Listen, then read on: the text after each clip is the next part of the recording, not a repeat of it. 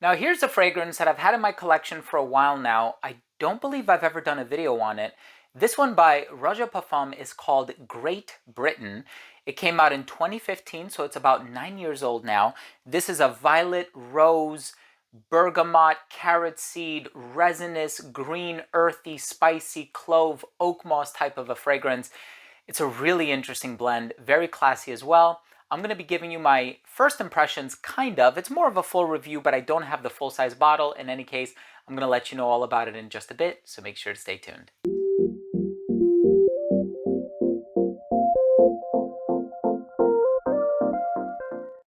Now, before I begin today's episode and I give you my thoughts on Great Britain by Roja Parfums, this is a fragrance by perfumer Roja Dove, and it was basically released in 2015, as I mentioned earlier.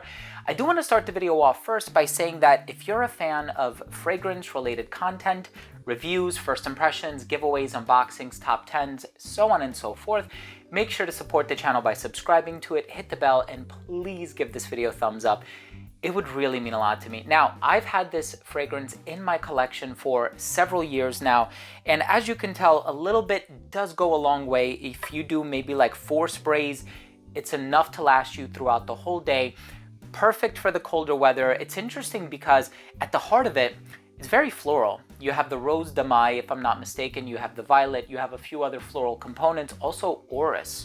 So it has this sort of clean, white, floral, starchy vibe in there. Doesn't smell like lipstick, which is something that iris or orris tend to smell like from time to time. But this one does have that strong floral personality, but it's anchored by this green undertone. So let me smell it again. And the test strip is a little brown. As you can tell, the color of the liquid here is very ambery. Oh yeah, so this has that starchy iris in here. It's very smooth. It has this sort of delicate personality about it, but there's this richness in the base, and it's quite ambery. There's, labdanum, there's styrax. I suppose I pick up on a little bit of vanilla as well. So it kind of has this sweet, warm, fulfilling, balsamic, ambery base. And it also has the oak moss in here. So you have some green qualities. It's earthy. It has a little bit of that old world feel, but at the same time, it has the carrot seed, it has a clove, it has that spicy personality. And I've smelled carrot seed and vanilla in many fragrances before, and it's such an amazing combination. It's so unique, so interesting. And of course, in the opening, I think you have a tad bit of either bergamot or lemon, just a little bit of a citrusy effervescence to kind of create that sprightly introduction before you get into that sort of orris, I think there's leather in here as well, but it doesn't smell explicitly of leather. There are some animalic touches though. So when you're thinking of leather, some people think of Tom Ford's Tuscan leather. Some people can think of something more like a suede leather. Some people can think of something really rough around the edges, really animalic. Sometimes leather perfumes can even come across being quite smoky. But here, it just kind of smells animalic. It doesn't smell like saffron. It doesn't have that kind of a leather appeal. I think the spices are coming from a bunch of other ingredients, but the iris or orris really sits at the heart of this fragrance. Secondary to that is probably the violet. Tertiary to that is probably the rose. And that creates the floral hierarchy of this perfumed pyramid, but you do get a lot of those warm balsamic notes. And again, if the color in the bottle didn't give it away, when you smell it, you're going to see just how warm, just how deep, just how rich it is. So in terms of occasions, this one is great for a formal scenario. Obviously, Roja Parfums is a brand that is quite pricey, so I imagine a lot of its consumers and clientele reserve their fragrances for special occasions.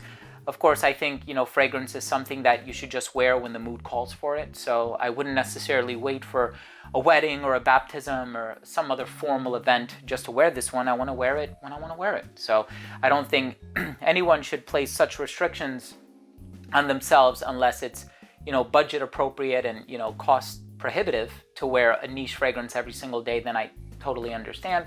Great for the colder weather. It lasts a very long time. Despite the fact that one would feel inclined to wear this one in the spring on account of all the floral notes, I think this one is probably good for the colder weather, great for formal occasions. 10 plus hours longevity. Projection was phenomenal for the first hour and a half of application, radiated just a little bit beyond an arm's length. But this is an amazing fragrance. Again, it has that old world feel. It could be a little floral leaning. It does have that oak moss in the dry down, a little bit of that animalic leathery component, and thus concludes the composition that is Great Britain. This is an amazing fragrance and a beautiful homage to the birthplace of the brand, and I think Roja Dove is an incredible perfumer, and I've had the pleasure of meeting him in person on several occasions. Very down-to-earth gentleman, and I hope to cross paths with him again in the very near future. Thanks again for watching. I hope you took something of value from this video. If you did, hit the subscribe button, hit the bell, give this video a thumbs up. What is your experience with Great Britain? Or do you have a favorite Roja Parfums fragrance? Maybe something else. Maybe it's Elysium, maybe Danger, maybe Scandal. Drop your comments down below. Always love the interaction. Thanks again for watching. Love you all. We'll see you tomorrow with a new episode. Bye.